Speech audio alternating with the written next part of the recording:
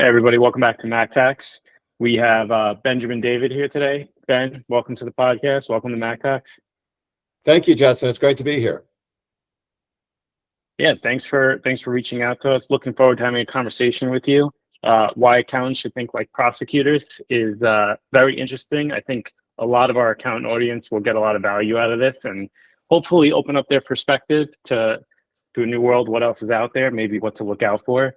Why don't you start with giving everyone a background about yourself, reading about you prior to us talking for the first time. I was very interested with a lot of the background that I'm seeing about you, but I want to obviously hear more about it myself as well. Sure. So I went to University of Florida as an undergraduate, then off to law school at Wake Forest. Was fortunate enough to work for one of the top law firms in the country, 500 lawyers, Kilpatrick Stockton. I was kind of Tom Cruise, except not as good looking in the firm, working 80 hours a week and doing patents and trademarks, and paid off all my loans in 2 years working with corporate clients. I realized that what I really wanted to do was to be in a courtroom and to try cases. And my intent was to go be a prosecutor for a little while and get 50 jury trials and then go back and do it. And that was 25 years ago, and I'm still here. I have absolutely loved being a prosecutor for this last quarter century. 5 years into my journey as a prosecutor, at age 34, I ran for and won the election to be the district attorney for New Hanover and Pender County in Southeast North Carolina, which is Wilmington. It's right there on the beach. It's the geographic size of Rhode Island. Fun fact, I have an identical twin who's the elected district attorney in the neighboring 3 counties. His district is the size of Delaware. He says his district is bigger, but mine's more people, so we're very competitive. And one final fun fact on that, he's an elected Republican. Awesome. I'm an elected Democrat, so what? You shouldn't be talking politics when you talk about courts. And too frequently, people, I think, put business over here and crime and punishment over here. And what I want to talk about today is why prosecutors and accountants need each other. Because one of the most hidden problems that I've seen in my 30 years as a lawyer, 25 as a prosecutor, is that this problem is so hidden, this white-collar crime epidemic. And too frequently, people are escape justice to go reinvent themselves in other places to re-victimize others. And we can work together to hold people accountable, get restitution for our clients, and make all of us safer. So that's why I'm thrilled to be having this conversation with you today, Justin. That's awesome. And did I hear that right? You have an identical brother that's a district attorney, and he's a Republican and you're a Democrat. That's right. That's right. And we both were born in New York, but grew up in Florida. And so we love what we do, and we have been arguing with each other since we were born. So at about age 7, people identified that we might be lawyers one day, and we're both living out that dream today. I love it. Thanksgiving must be really fun. Well, particularly since he went to FSU while I was at Florida, but that's a whole other thing. And that is when the Thanksgiving Day game is. And let me just finally say, by way of background, that I am going to be retiring from office in 2 weeks. And that's because after 25 years of serving the people of North Carolina in this role, I'm going to be going out and venturing into doing other things. And one thing that I'd really like to focus on is how we can fight crime by building community, and specifically how we can work together to catch thieves who I've learned can rob more money with a pen and a checkbook or with a mouse click than someone with a gun and a ski mask. And while we've always put the second half of that group in prison, the violent and career criminals, we've never really done a good job as a country going after the white collar criminal. And we can change that, but it's going to be requiring us to work together. Yeah, I'd like to dive more into that. And so many times clients will come to us and they'll say they got scammed.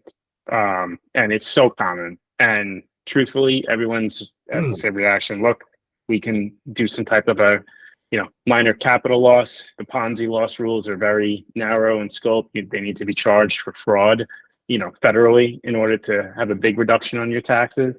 But why is that? Why is it not taken so seriously? They sell an FBI report and it's like, that good luck with that. They're never gonna get heard. It's just, you're always out the money. So it's been such a big push on education, even in some of my own content of, how to avoid scams and things like that. And whether it's a scam, whether it's a business partner stealing money, whether it's a client stealing money or an employee stealing money, we see it so many times. Why is it not taken more seriously? And Justin, I've how are asked you that. going to try and address it through your education? Yeah, Justin, I've been able to ask that question of literally hundreds and hundreds of auditors all over the country and even the planet. I've gone to places like Las Vegas and Kansas City, Ohio and Virginia, and even to the Dubai to talk to auditors about what it is that prevents them from coming into a courtroom and working with someone like me. Here's a couple of things that we know. We know that 1 out of every $20 is lost to white collar crime every year. That's 5% of business money that's being lost to fraud. And a jaw-dropping 44% of all companies don't even investigate their worst incident of fraud. And 9 out of 10 don't report it to the criminal authorities once it's uncovered. Why? According to the people I've talked to, it falls into 2 very large categories. First, people think we're not going to throw good money after bad. We're going to get blood from a turnip. So there's not likely to be restitution. Why are we even bothering with this? And the second thing that they say to me is that these companies, these clients have a lot of shame. They usually are duped by an inside person that they put a lot of trust and confidence in. The average embezzler is a 47-year-old white male with a position of trust and confidence, so he doesn't look like a criminal. And so what they say is, we don't want to air this dirty laundry in public. Let's write this off as a loss. It's, I guess, the cost of doing business. Of course, what we should be saying is the crime doesn't pay. Of course, what we should be doing is saying we want restitution and then some. But that's the biggest impediments. Those 2 factors are the reasons that auditors tell me that they don't even come to a criminal courtroom. Yeah, it makes sense. I mean, everything I've seen, I mean, we don't do audit here. We do mainly tax and accounting. Sure. But, we don't see much, pushback or blowback on, I don't think they even catch the people half the time. So I think people find that reporting it is not even worth it. Well, and it's getting harder because of the jurisdictional aspects of so much of this fraud is happening online. I mean, the heart bomb scams, the senior citizens that have all of the great concerns, that their kid is being arrested or they didn't show up for jury duty and now they're hearing if they just fill up this gift card that it'll all go away. That's a scam that specifically involves directly going after individuals. What we talk about, particularly CPAs in the context of corporate fraud, is that there's really 3 types. One that comes over the wall, usually is a phishing scam. It's coming in by way of like opening up some website, for instance. But the second and far more pervasive is that it's already inside. It's inside, and you as that CPA might be the one guarding the guardians to literally unearth that something is amiss, that the books aren't balancing, that there's this separate account that you've discovered, that there's literally another bank account, for instance.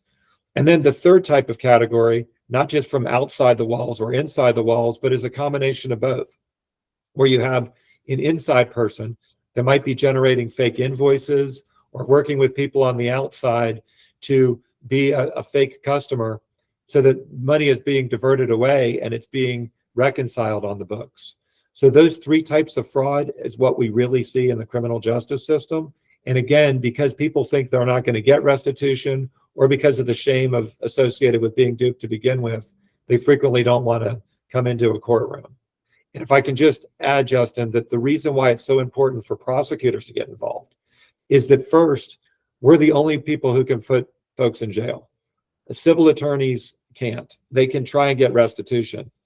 My experience is that when we actually get involved, the person who said all the money's gone, you're never going to get it, they get very motivated to find that restitution if they know that part of their sentence can be mitigated by making recompense for it.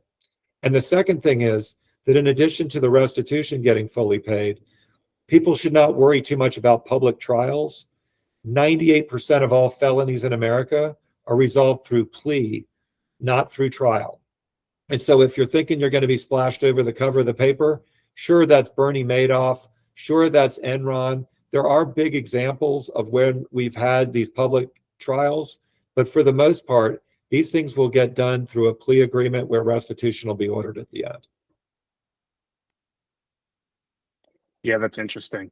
Can you elaborate on that more? Why accountants should think like a prosecutor, even if they're not in audit? Like, let's say, a lot of small businesses, they don't want to pay for an audit or a review because it's very expensive. Everyone's trying to do more with less money.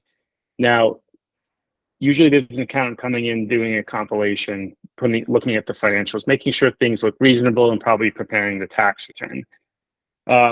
Somebody like that, how should they be thinking like a prosecutor? When should they raise their hand and say to the owner, hey, listen, something doesn't look right here. Maybe we should do a review or an audit or have some look into this further. How do you thread that needle where, you have your guard up, where you see something looks fishy, but you're not engaged to do that type of a work and really look into it? How should CPAs be thinking about that balance dynamic? Great question, Justin. Well, first I'll say that my experience with working with so many accountants is that they're fundamentally fair people. They tend to be risk averse in their own lives. That's why you have great insurance rates for being in your associations. You are people who want to truly make things reconcile and balance. And when you see an injustice, that hits you in a way that doesn't hit the general population in the same way. So play to your strength and realize that you probably got into this business because you like to make things work at the end, and you're all about making it balance. As for thinking like a prosecutor, there's a couple of big rules here. If you can proactively prevent something rather than respond to it later, it's the same thing that we say in medicine, that the ounce of prevention is worth the pound of cure. The reason that we need to try and proactively put processes in place that might prevent things, even for small businesses, is that we know there's vast amounts of dollars lost. As I said, 5% each year to this type of fraud. And so that's making your salary back and then some. In the vast majority of cases, you're becoming indispensable by being the one who understands that. But second of all, as it relates to when you discover fraud, why it's so important to immediately notify your client and say, let's go in together. You can proceed with confidence by saying, I actually now know what to do. This is a bizarre and unfamiliar landscape to a lot of people. They're afraid to reach out to the authorities. By just having a little bit of know-how on what type of evidence we're even going to ask you to collect, and maybe doing that while there's still the element of surprise, where the fraudster is not yet tipped off that there's an issue, you can do, and I'll get into this later if you want, Justin, pretext calls or seizing that digital footprint where there's no Fourth Amendment issue to privacy. You're not a government actor in the vast majority of cases. I know some accountants are, but if there's no government action, there's no Fourth Amendment, freedom from unreasonable searches and seizures. There's all sorts of things you can do when you first detect it, where if we get that evidence at an early stage, we're going to be able to make that case. We're not going to need to have a long, drawn-out discovery process and a grand investigation. It could be someone confessing on a phone call that's recorded. That's what's a pretext call, and that's what we do with, for instance, child molesters. When we have a guy with child porn, very frequently before we go knock on his door, we'll be the little kid that he's been abusing and calling and say, I just found out I got a disease or I'm pregnant.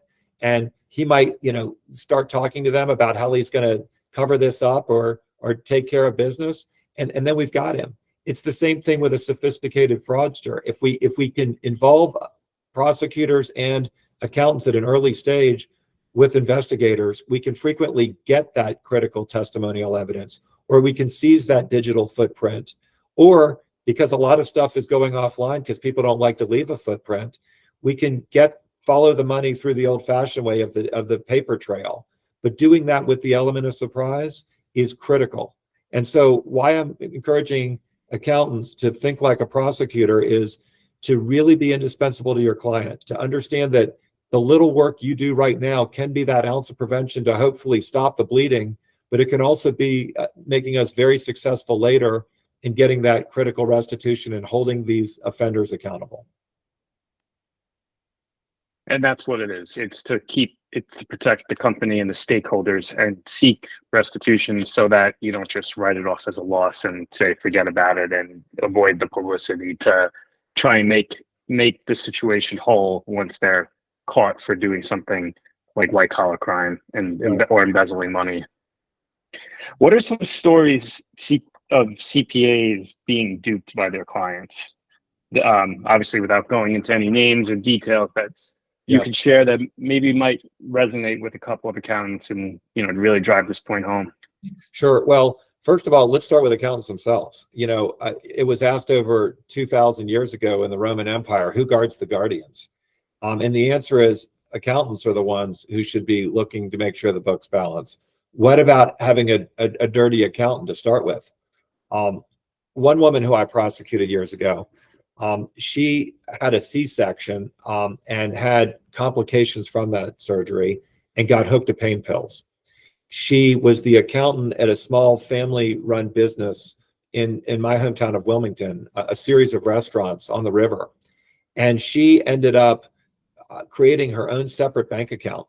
And through the course of the next 4 or 5 years, slowly drained just a death by 1,000 cuts, over $250,000 into a private account to support this drug habit that she developed because she had turned that pain pill addiction into heroin.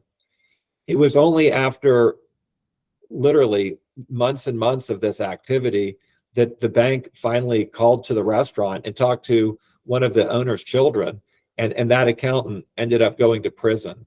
And if you wonder, what about prison versus parole versus what we call probation in North Carolina? If someone steals over $100,000, even through embezzlement in this case, that's as serious as bank robbery with a loaded gun. If you reach a certain threshold and you can aggregate the losses either individually, like she was stealing from that one family, or through looking at multiple victims, as the case often is with like these internet scammers, if you can aggregate the losses to get to over $100,000, then something that would typically be a pretty low-lying offense, you always hear that white-collar criminals don't go to jail or prison. If you get over that certain threshold, and in most jurisdictions, it varies from state to state, but in most it's $50,000 to $100,000, it becomes a much more serious crime that's punished as harshly as violent crime. So she actually went to prison for that. And we were also able to get back a lot of restitution. Other things that we have seen, we've had, again, accountants be expert witnesses in many trials. As I'm sitting in this room right now, there's a trial going on downstairs where a woman is accused of converting a lot of gift cards that was a part of a 600-person nonprofit. The accountant realized that she was giving these out to a lot of their clients. And when she talked to those clients, this accountant realized the clients weren't using them. This woman was. We actually were able to catch her on a video at Target using those gift cards herself. And now we've got an accountant who says here's all the paperwork of all these expenditures that these were meant for our customers to say thank you. And she had enriched herself tremendously with that. So you can have accountants on the good side of the ledger, like we have right now, who caught something, reported it, and is now in a courtroom, or you can have someone who's part of the problem. And let me just say that as it relates to the accountant that I'm giving a shout out to now, who's testifying in court, here's the big thing that you will constantly run into, whether you're dealing with a mom and pop, a nonprofit, or a major corporation. The people who get in trouble almost always are sophisticated in these scams, and their best defense is a good offense. What they almost always do, because they usually get fired, and this one did, is they say, I'm a victim, I'm not a defendant, I'm a whistleblower, you were about to fire me for unearthing all the stuff that was going on in this company, playing the victim card, I'm suing you for wrongful termination. And in fact, the woman that we have on trial right now has cost her employer over $100,000 in legal fees because they are fending off a civil lawsuit from her. So when my prosecutors convict her this week, and I invite you to watch this trial, once they convict her, it is not only double jeopardy or what we call res judicata now in the civil setting, where she has now been adjudged guilty of a much higher burden of proof beyond a reasonable doubt in a criminal court. Not only will they get restitution ordered, but the civil suit that she has filed in federal court against her employer is going to get thrown out on summary judgment. If all they did is swept that under the rug, fired her, they would be dealing with all of this. So again, that's why it's so important for CPAs and prosecutors to work together. Wow. Those are some powerful stories. And they're all true. And that's the thing. Verdict means to speak the truth. And that's what we do in a courtroom. And I'm speaking the truth now when I tell you that fraud is a hidden problem, that if you learn to think like a prosecutor and just understand a few of the types of evidence we're looking for and the predictable defenses in a white collar context to it, we can catch these folks, hold them accountable, get restitution, and stop the victimization of people they haven't met yet, because a zebra doesn't change his stripes and will always go down the road to pay Peter by robbing from Paul next.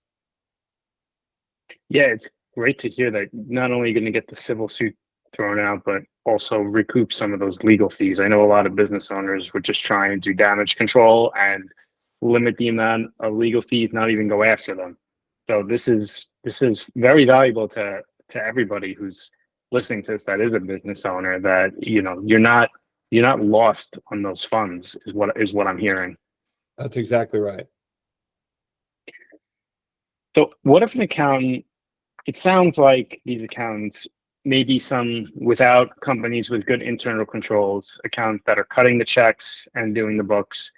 Can you speak to, some internal controls that are just blatantly obvious that these internal accountants at these companies are taking advantage of? And if an accountant sees what's going on, let's say maybe they're just, an accountant that comes in once a month, or if there's an accountant in the company that sees what the bookkeeper is doing, what can they do to document this evidence, or at the very least, if they're very scared, document enough to cover themselves? Because not taking action can sometimes indicate that you're complacent in what's going on if evidence has presented itself. Oh, that's right. And, getting back to who guards the guardians, very frequently, as you've seen in terrible trials on TV, cops get put on trial because who guards the guardians? They go after attacking the process. There's an old adage: if you don't have the facts, you pound the law. If you don't have the law, you pound the facts. And if you don't have either, you pound the police and the prosecutors. It's the same thing in a civil case or a criminal case involving white collar crime. These sophisticated fraudsters will attack the process. They'll go after the corporation. They'll specifically go after the accountant who's supposed to be looking over everything and saying, you didn't do your job and now you're scapegoating me.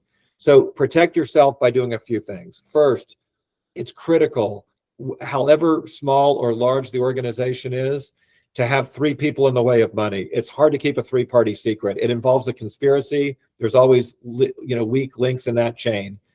Have one person to get money, have another person to record that money, and have a third person to deposit that money. If you have one person doing all three of those things, you're going to hold on for trouble. Just ask the business that I just mentioned that lost $250,000 because their accountant did all three of those things for them. The second thing is, if you're in a larger organization and you're a CPA that works for a major corporate client, have an ethics panel. Be in that C-suite. Get involved with HR. Get involved with the COO. Understand the business and get around the table and make sure that if there are issues that you're seeing, don't live in that silo. Talk to the other professionals who are also involved with looking at that 30,000-foot view. There is no right to privacy to a whole lot of things, particularly these computers that are all networked in these organizations. Now, people's individual cell phones are private. You need a search warrant for that, or you need their consent to get in. But the government issued in the case of government, the employee issued in the case of corporation, laptops and everything else, you can get into those and cross-check what's going on. So there are internal controls that involve good old-fashioned putting people in the way of receiving the money and depositing it. And then there's things you can do with certain sophisticated computer software and processes that you do with these ethics panels that can greatly assist you. the 5-hour course that I have online that talks about these issues includes a whole segment just on how to be proactive to prevent this and not just respond to it. Yeah, that was going to be my next question. We were talking about this prior to the podcast. What is the name of that course, and where can people find that? Sure. How to Think Like a Prosecutor is the name of the course. Benjamin R. David. Just look for the Institute of Internal Auditors, IIA. They hired me to focus group with a lot of their auditors what was going on with white collar crime. I went to Dubai with them. I went to Las Vegas. I've talked to many of their chapters. I've now developed this course that is 5-hour CPEs for all CPAs, for auditors, anyone that needs this type of work to keep your license current. It will go over what I call the 5 types of evidence that we needed to collect, the 5 defenses to any crime, and how we can overcome those defenses by thinking like a prosecutor. These are real life stories that have occurred, not just in the civil context, but in violent crime, because the exact same burden of proof, the exact same Constitution, the exact same Bill of Rights that gives people the presumption of innocence or the right to an attorney, they apply whether you're talking about rape, murder, or armed robbery, or corporate malfeasance, embezzlement, and all the other scams we could talk about. And if you understand what prosecutors are looking for and what officers or investigators are going to be asking for when they arrive, you can already have done a lot of that work for us. And we were going to much more likely take that case because it's on a platter like this.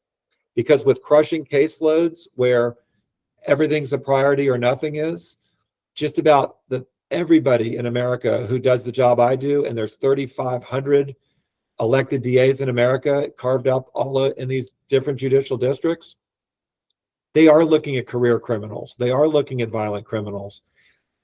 It's taking a back seat to go after a lot of this white collar fraud because, frankly, prosecutors are scared of math. That's why they went to law school. And they're so busy with trying to keep everyone safe that sometimes they don't realize that the biggest criminals in their district might be wearing a suit. And so it's important for them to first understand the magnitude of the fraud. Like I said, getting over that threshold could be very alluring to these prosecutors to say, we're talking about prison now, and to understand that there's a lot of victims out there because we got into this business to help people. And so just getting into that mindset when you're talking to your audience is really important. And that's why I developed this course. That's awesome. Yeah, and it just goes to show you too out there, you got to make yourself wary of all these sophisticated schemes out there, trying to be aware of it, and listening to that CPE course, I'm sure, can help. I understand you also wrote a column on courts not being able to rely on AI. Can you talk to me a little bit about that? Absolutely. First of all, I think there's great power with artificial intelligence. And I think that just as CPAs and auditors are wondering if they're going to be replaced by computers one day, lawyers are having the same conversation. And so are truck drivers and a whole lot of other people. So it's out there. That genie's out. It's not getting back in the bottle. Let's confront it. Let's deal with it. First of all, here's the really good news. Unless we have a Congress that's going to start getting along, which you tell me if that's likely, and I'm talking about 2/3 of them, and unless you can get 3/4 of the 50 states to agree on amending the Constitution, because that's what would be required to amend our Constitution, to add another amendment beyond these Bill of Rights that we have and the other amendments. Unless that happens, and we're talking about AI now, then you don't have to worry if you learn how to become an expert witness and take your knowledge in CPA land into a courtroom. Because if you learn how to think like a prosecutor and you learn how to detect fraud and talk about it, you will have real job security, regardless of how ubiquitous AI becomes. Because the Sixth Amendment to the Constitution says that defendants get to confront the accusers against them. And they have a right to a trial by jury of their peers. And they have a right to cross-examine witnesses. These Fifth and Sixth Amendments that we talk about, the Miranda warnings that you hear about, the right to remain silent, the right to an attorney, that anything you say can and will be used against you. All of those embedded rights that have been around in our country for almost 250 years, they cannot be replaced by a computer. You cannot put a computer on a witness stand and say, tell us what happened. And again, the reason that so much of this fraud is occurring is people know to cover their tracks. And so they go offline to do some of their worst stuff. And so you need people that think literally outside the box of a computer to sometimes even catch it to begin with. So the really good news is, don't panic if you're worried about AI replacing your job. There's $1 in $5 out there right now that's being lost to this fraud. 90% of it's not even getting to a courtroom. Jump into that space to make yourself indispensable by learning about the 5 types of evidence we need to collect, learn about the 5 types of defenses that they're going to throw up at you, and win every time when we understand how to think together like a prosecutor. Yeah, that's a really good point too. There's things are going to change in everyone's role as AI comes out, the same way things changed when computers came out. It's really great that we don't have to manually do the math on the task center. We have tax software now to do that. Is that really a value add? Years ago it was, but now that there's a computer, accountants can do higher knowledge activities. And it sounds like being an expert witness is going to be a great job security for accountants in the future. So Well, that's and Justin, something good to keep in mind. Yeah, and I don't mean to interrupt you, but can I just say that you're right. Why we get baited into using AI and everything else is it initially helps us. And lawyers have done that too. You know, Donald Trump was just in trouble in New York with kind of an accounting case, right? And his inside guys that ended up blowing the whistle on him actually filed a brief that it turned out was written by AI, and it had fake sites in it. And go look at That's that. crazy. The judge blew a gasket when he found out that this brief was generated by AI and had some just misstatements of the law, quite frankly. We're seeing the same thing in the criminal context right now. There's a lot of computers we're relying on. Shot spotter data that will triangulate acoustically where a shot goes off is getting tested in a courtroom right now. It really helps us. It tells us where a crime occurred. There's judges that are leery, though, of saying, hey, how can we rely on this machine? And so you have to have humans to come in and say, here's the processes behind this that give us confidence that this is where the actual shooting occurred. And when we got there, we found the shell casings and married it up to the gun that was later found in the defendant's possession. We're doing the exact same thing with sophisticated computers, with cell phone analysis, and with putting people in a certain location by saying this GPS tracking device that's essentially your cell phone, like my Find a Friend app, is saying that they were there at a particular time. Well, criminals know that. Criminals know that we're going to be looking at that. I mean, I've got 15-year-old kids that leave their cell phone over here, go commit a crime, and then say, that's my alibi. If 15-year-old kids are doing that, don't you think the 47-year-old embezzler who looks like me is doing that? And if that's the case, and you're relying only on AI to say, hey, this is the most likely scenario, that's not going to work. You've got to think outside the box. You've got to think like a human. To catch a crook, you sometimes have to get into their headspace. And AI will think logically. It will look at algorithms. It will sift data. It's garbage in, garbage out. And it also, I might add, in a system that is absolutely devoted to equal protection and the idea that everyone should be treated equally, there's bias in some of the stuff that's online. And because it has bias online, this AI will import that bias into some of the things that it spits out. And so judges are also leery of using that because they don't want to have people treated differently on the basis of race, religion, national origin, and everything else protected by equal protection. So again, the government is leery to change much. That's why the Constitution is so hard to amend. That's why judges are such gatekeepers. We are still writing with quill pens in the courtroom in many respects. If you're looking for, again, the safety of job security, understanding that white-collar criminals aren't always going to be online to commit their crimes, And even if they are, they might use some of that technology to defeat it. Judges are still going to need you to come in to explain that to the rest of us who collectively think like eighth graders. So if you're really good with technology, that's a wonderful thing. If you're wonderful with numbers, that's even better. That makes you smarter than the rest of us. That makes you what's called an expert witness. But to dumb it down, to understand that you're going to be talking to 12 people who probably don't know as much as you do about math and about computers, you need to first talk to someone like me and in a language I understand. And then we need to be able to communicate that to everyone else to get them to agree beyond a reasonable doubt. And so what I've tried to develop is this course that gets us all on the same page with each other as we work together to get justice. So it sounds like for anyone considering a career change or in college listening to this, thinking about a career, this is a growing opportunity. There's a lot of demand and not a lot of supply of people who can handle this type of work. Justin, I teach a class at UNCW, University of North Carolina at Wilmington, 100 students every semester. I've been doing it for a decade. And about 10 of them each year come and work in the DA's office the next semester. 150 hours in here for 3 additional course credit hours. And then we'll hire 1 or 2 of them to actually come in here and be support staff. We've had over 400 interns in the 20 years I've been the elected DA. And I've had wonderful opportunities to meet thousands of young people who are thinking about a career in the law or thinking about a career in corporate America. And I've done both.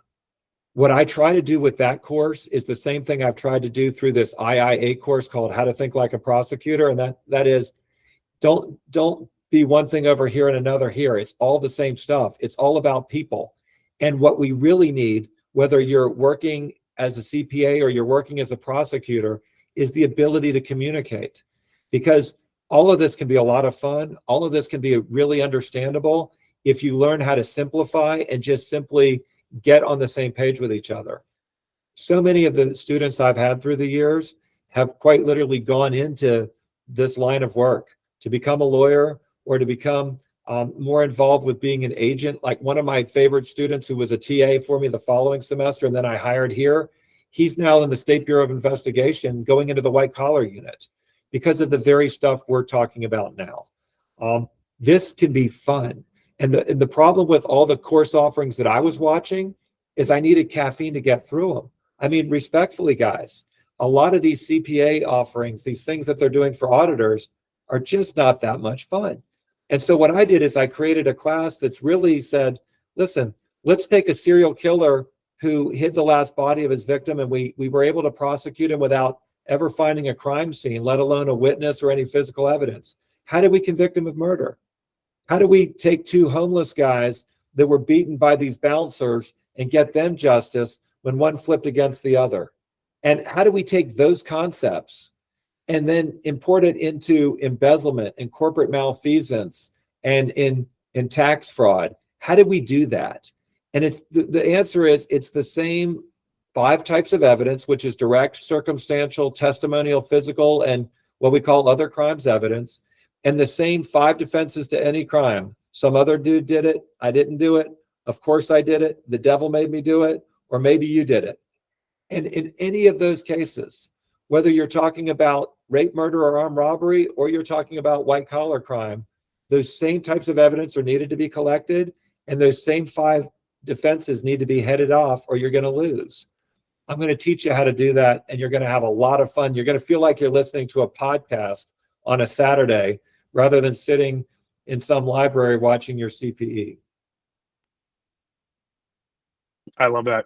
And we're going to get all your links down in the bio of this podcast for everyone to click on. But I encourage you to do just it. for It costs $200 for people to watch that. And they get, again, 5 CPAs. And I really encourage them to give it a look and send me an email and tell me how we did. Awesome. So for everyone maybe driving, where can they find you? We're going to have the links down in the description, but where should they look to find you now? Yeah, go to benjaminrdavid.com. That's my name, benjaminrdavid.com. That's an easy way to contact me directly. It's also an easy way to get access to a book I've written called Crime and Community in the Cape Fear.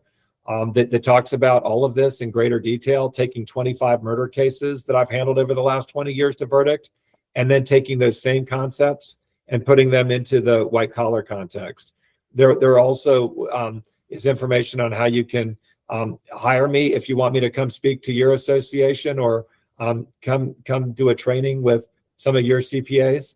And again, we'll give you access to the link on the IIA website, the Institute of Internal Auditors, that you can easily access to get that 5 CPE credit class. Awesome. All right, Ben, good stuff. This was enlightening for me as well. Thanks for taking the time to come on. Anything else you want to share? I just want to thank you, Justin. Yeah, I just want to thank you for this opportunity, and just say to everybody listening that I understand the fear that's out there.